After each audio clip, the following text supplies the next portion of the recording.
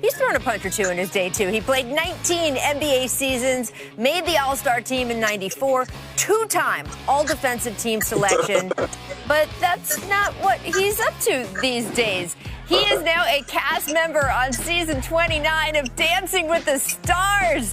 Tune in next Tuesday on ABC to check it out. And I am always so thrilled to be able to say this sentence. Charles Oakley joins the jump. Thank you so much for being with us, Oak. I love this. I love the new look. Thank you.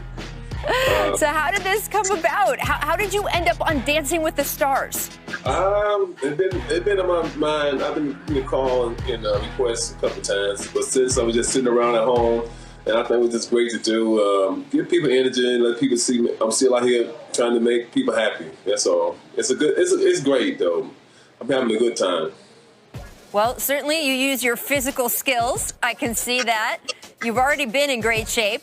But also, we showed some highlights of you there coming in, and there might have been a few fists thrown. There might have been a few tossles. How did that prepare you, being in the NBA, prepare you for Dancing with the Stars? Well, I guess condition, number one, and just being solid. It's like learning plays, but it's tough. My partner, Emma, she's great. She's teaching me. Just got to learn the routines. My thing is get the routines down and just try to stay with the beat. The beat is important. So this week you'll see a big difference in my style, and I'll be more classic. Going more mid-tempo. Songs will be a mid-tempo. So we're gonna show out this week. I love that. We were talking also before in the commercial break, just the idea that you got to be disciplined, like being an athlete, right? You've got to be a leader, like being an athlete. I think it's not a coincidence that a lot of former athletes have done well on that show. Now, there are a bunch of other famous cast members this season, though, including Carol Baskin from Tiger King. Who is more dangerous on the dance floor? I'm going to make this just on the dance floor. Who is more dangerous on the dance floor, Carol Baskin or you, Charles Oakley? Ooh, ladies first, so...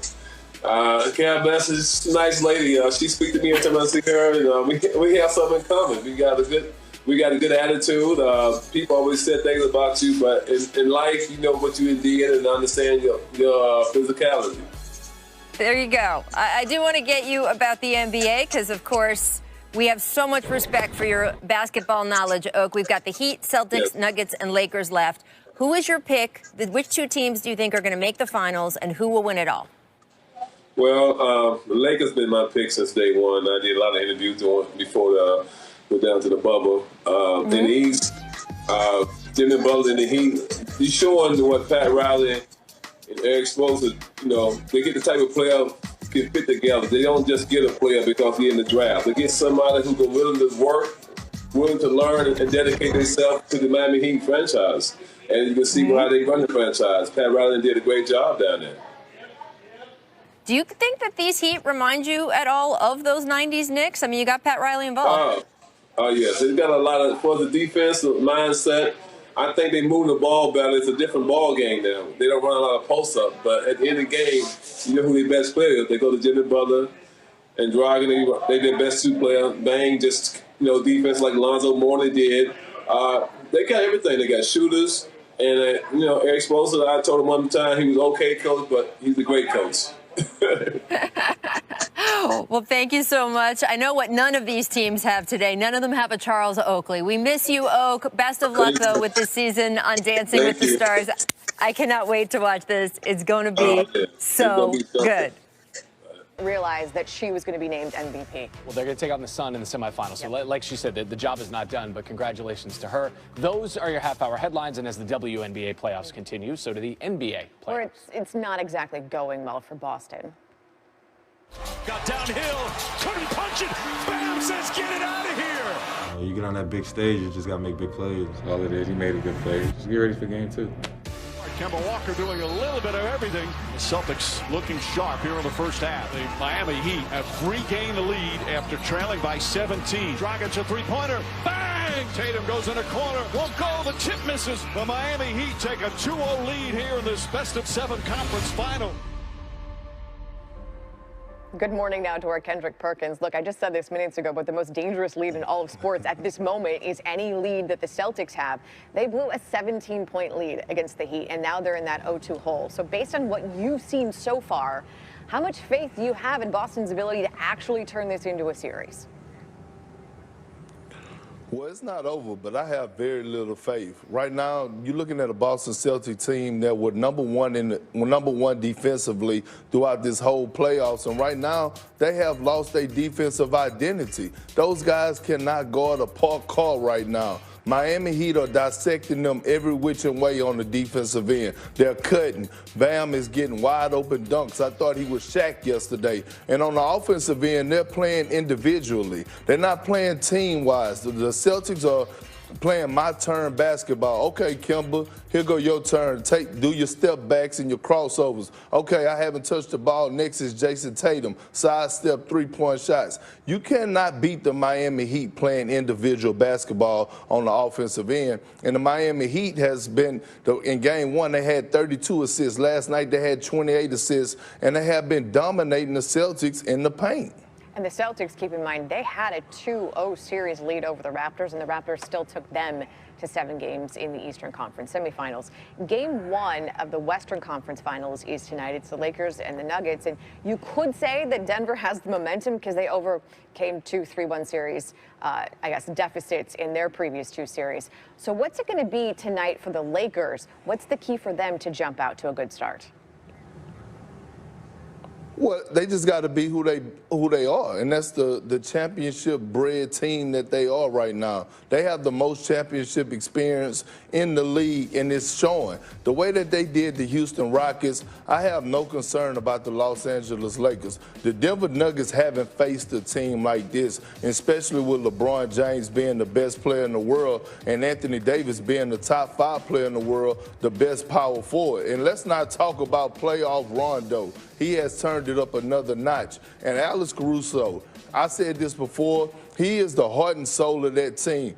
Danny Green is finding his stride and finding his rhythm on the offensive end. So is Caldwell Pope. Kyle Kuzma are doing things that we haven't seen him do all year on the defensive end and bringing that energy. So the Lakers just have to be themselves. Dwight Howard is probably going to start, and they're probably going to go big to match up with Jokic. And with him and Anthony Davis in that front court, they're the best front court defensive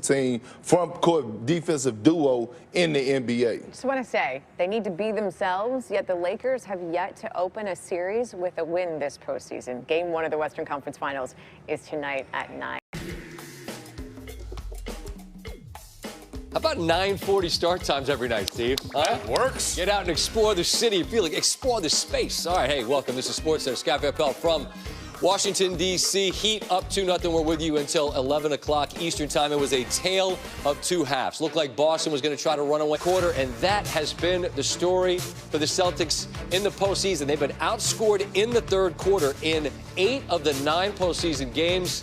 The last 9, I should say, and the point differential here from game 1 to game 2 was the story. But again, as we saw, it was a coin flip late, and now Miami has a 2-0 lead in the Eastern Conference Finals. And Tim Legler stops by. And Tim, as you and I are talking here, watching this game, I'd like to leave you by yourself to just do your job. But as I come in and we talk, and you point out, what did the Heat do out of nowhere that turned this game? Yeah, so I talk about the Heat zone defense all the time. They probably play it on a given night in the regular season when I watch them, Scott, 30% of the game. Okay. I didn't see it at all in the first 2 rounds. And in fact, I said there was a big key going up against Philly in the first round because of Embiid and Simmons being bottled up. But they didn't play it at all. And I'm saying to myself as I'm watching Heat the first 2 rounds, is he just not willing to let people scout this? Is that what he's doing? Because I couldn't understand where it was. Here it is. Maybe he was saving it for this team because the Miami Heat played zone defense almost the entire second half and erased a 17-point deficit. And it really did affect Boston in a dramatic way. It bottled them up. They didn't attack it right. They had nobody in the middle of the zone most of the game. And that's where you have to beat a zone, in the middle and on the short baseline. They didn't have anybody there at all. So they played into Miami's hands, but it was definitely a huge turning point in this game tonight, Miami's zone. As is often the case throughout the run of a playoff series, you lean on your superstar players. Superstars mostly win you championships. Butler makes star plays, remarkable defensive plays. But you don't win 16 games in the postseason without significant contributions from supporting role players. What did Miami get from others in this one? Well, how many average fans, if you asked them on the street, who's the leading scorer for the Miami Heat in the postseason? I'm hosting this show, and I don't know the answer. They're going to say Jimmy Butler, and maybe somebody will say Bam Adebayo. Hey, I know Bam's pretty good. He's an all-star. It's probably Dragic. Yeah, Dragic is their leading scorer in the postseason, and he's had better statistical years than this regular season. This is the best I've ever seen Goran Dragic play. So you start with Dragic. You get guys like Hero, who now is a playmaker and can also score the basketball. And you look at what they did in the third quarter. Jimmy Butler is a star player that can go the longest stretches I've ever seen without really seeming to care about shooting the basketball. And yet they unleash a 37-point quarter in the third quarter, and Jimmy Butler hardly touches the ball. It speaks to what you were saying. They share it. They see everybody. They don't miss an open man typically, and everybody on the floor is a threat. Very few teams could say that. How rare is it to be the superstar that, because the key point is doesn't care if he, not doesn't care, cares a lot, but doesn't care if he shoots the ball.